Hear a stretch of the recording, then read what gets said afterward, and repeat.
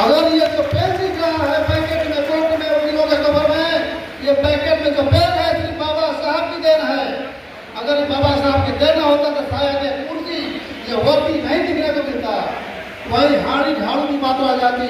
तो बाबा साहब ने बड़ी ताकत देकर गया। और एक दूसरे नंबर में कोई प्रवक्ता बोल रहे थे कि बाबा साहब अम्बेडकर स्वर्ग चले गए, ये अपने स्वर्ग को सुधारिए, हम लोग बुद्धिस्ट की ओर जा रहे हैं। मैं आता बुद्धिस्ट को बाबा साहब अम्बेडकर आए थे, बाबा साहब अम्बेडकर परिनिर्वाण प्राप्त किए थे, स्वर्ग की प्राप्ति नहीं किए थे।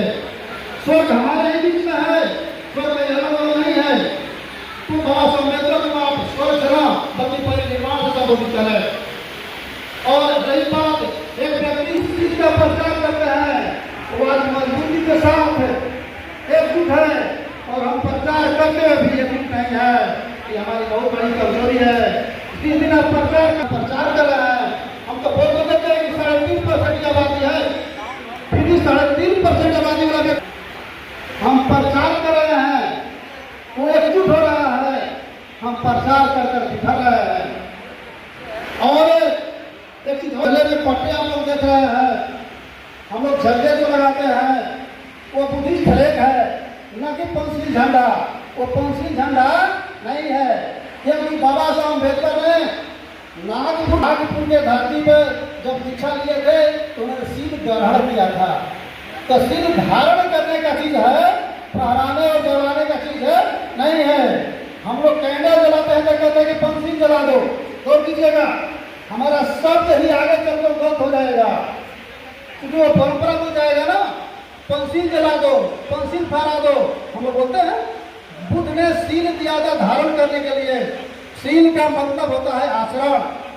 आचरण से परिपक्व जब हो जाते हैं तो हमारे मानव जीवन का उद्देश्य सफल हो जाता है, क्योंकि जो शील है वो मनुष्य के जीवन का मापदंड होता है। तो जब बाबा साहब अम्बेडकर ने शील लिया था, शील धारण किया था, उन्होंने शील को लहराया नहीं था, उन्होंने शील।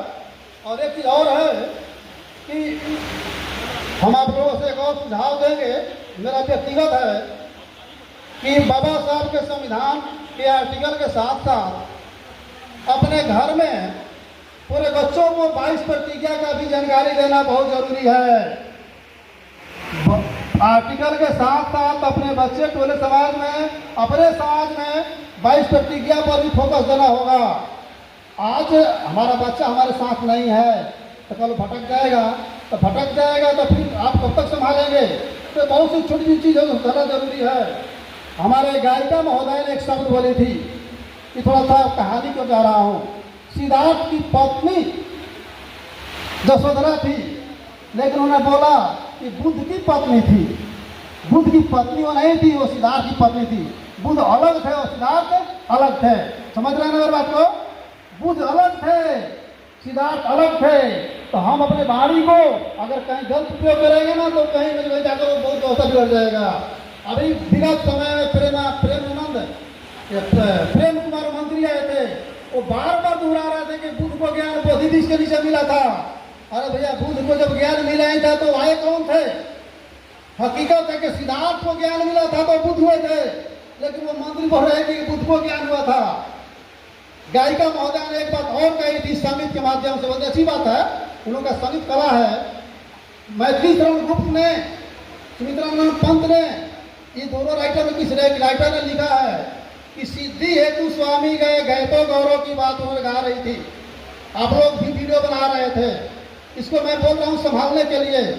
यशोधरा और सिद्धार्थ की जो कहानी है, हकीकत है कि वो मरे हुए व्यक्ति को देकर घर नहीं छोड़े थे, वो बीमार रोगी को देकर घर नहीं छोड़े थे, रियल चीज वो रात को घर नहीं छोड़े थे।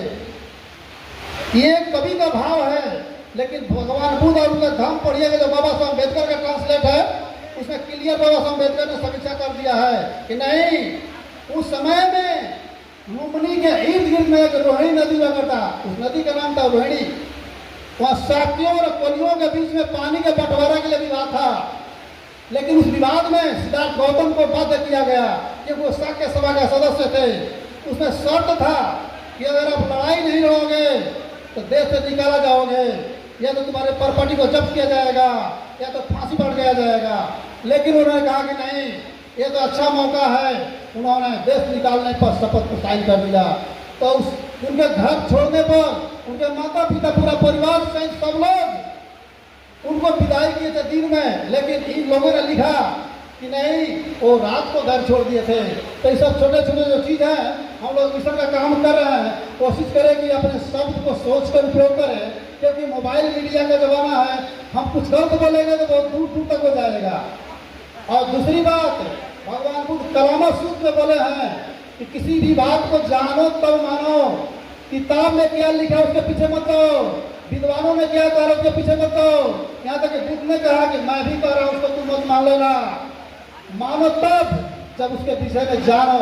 अगर बगैर हम जाने मानते हैं तो हम बहुत से बड़ा धोखा खाते हैं। तो बहुत बहुत धन्यवाद, हमको एक पल्ले कर मिला कि समय समाप्त हुआ है। तो बहुत बहुत धन्यवाद, साधुवाद आप लोग को सुनने के लिए। आप लोग एक बार बोलिए साधु साधु साधु। सभी का मंगल हो, सभी का कल्याण हो, सुखी हो। अब कार्यक्रम के आगे बढ़ाते हुए SC/ST कर्मचारी संघ के जो प्रखंड इकाई हैं, उन्हें अनुशंसा पत्र यहाँ से प्राप्त करना है। तो मैं नाम लेना चाहूँगा। मैं जैसे नाम लेता हूँ उस प्रकार से आप सब मंच पर आने का काम करेंगे। नगर से सुखदेव राम जी SC/ST कर्मचारी संघ के प्रखंड इकाई सचिव, शिवधर देव ये प्रधानाध्यापक भी हैं और ये SC/ST कर्मचारी संघ दाऊदनगर के सचिव है, वे मंच पर आने का काम करेंगे। प्रदीप कुमार प्रखंड विकास पदाधिकारी, 2 से संतोष कुमार प्रधानाध्यापक ये अध्यक्ष हैं और सचिव हैं धीरेन्द्र कुमार जी, उससे गुजारिश होगा मंच पर आने का काम करेंगे। रफीगंज से SC/ST कर्मचारी संघ के प्रखंड अध्यक्ष अमर पासवान BPRO, मैं चाहूंगा कि वो मंच पर उपस्थित हो। मदनपुर से प्रखंड अध्यक्ष अब्दुल कुमार आर्य, प्रखंड विकास पदाधिकारी महोदय मदनपुर, ये प्रखंड अध्यक्ष SC/ST कर्मचारी संघ का और सचिव है सत्य प्रकाश कुमार आवास पर्यवेक्षक। मैं चाहूंगा कि वे मंच पर आने का काम करेंगे। देव SC/ST कर्मचारी संघ के प्रखंड अध्यक्ष दीपक कुमार CO, सचिव कृष्णदेव चौधरी, ब्लॉक अनुशंसा पत्र